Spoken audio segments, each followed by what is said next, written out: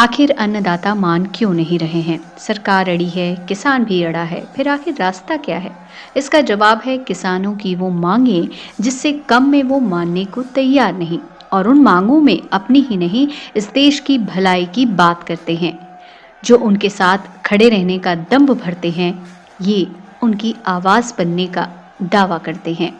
हाल ही में सरकार की तरफ से प्रस्ताव भेजा गया जिसमें किसानों को भरोसा दिलाया गया कि वो संशोधन को राजी हैं।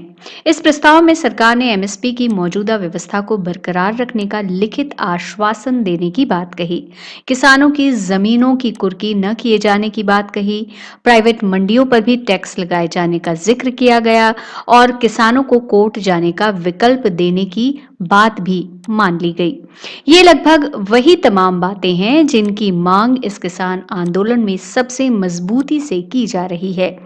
लेकिन किसान संगठनों ने प्रस्ताव को ठुकराते हुए न सिर्फ आंदोलन जारी रखने की बात कही, बल्कि सरकार को चेतावनी भी दी कि अगर तीनों कृषि कानून वापस नहीं लिए जाते तो वे अपना आंदोलन पहले से भी ज्यादा तेज करेंगे। तभी से ये सवाल भी बार बार उठने लगा कि तमाम शर्तें मान लिए जाने के बाद भी किसान अपना आंदोलन खत्म क्यों नहीं कर रहे। इस बारे में किसान नेता डॉक्टर दर्शन पाल बताते हैं कि सरकार की तरफ से आया प्रस्ताव असल में सिर्फ एक छलावा भर है। इस प्रस्ताव को ठुकराने के कारणों पर विस्तार से बताते हुए डॉक्टर दर्शन पाल कहते हैं कि खुद गृह मंत्री अमित शाह ने यह स्वीकार किया है कि नए कानून बनाते हुए किसानों से चर्चा नहीं हो सकी थी, जो कि गलत था।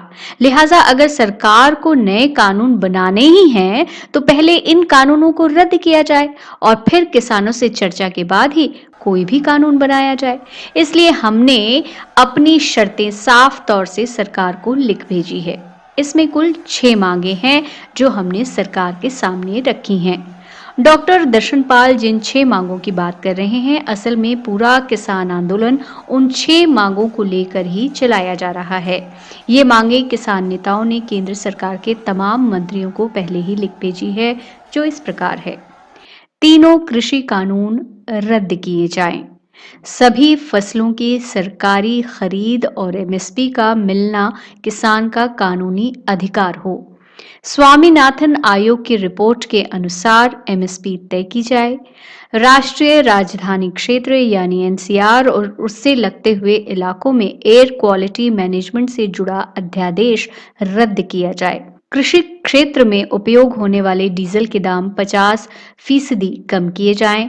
पूरे देश में जहां भी किसान नेताओं, बुद्धिजीवियों, कवि, अधिवक्ता, लेखक और मानवाधिकार कार्यकर्ताओं पर झूठे और गलत मुकदमे दर्ज हैं, उन्हें वापस लिया जाए और फर्जी मामलों में जेल काट रहे ऐसे लोगों को रिहाई दी जाए।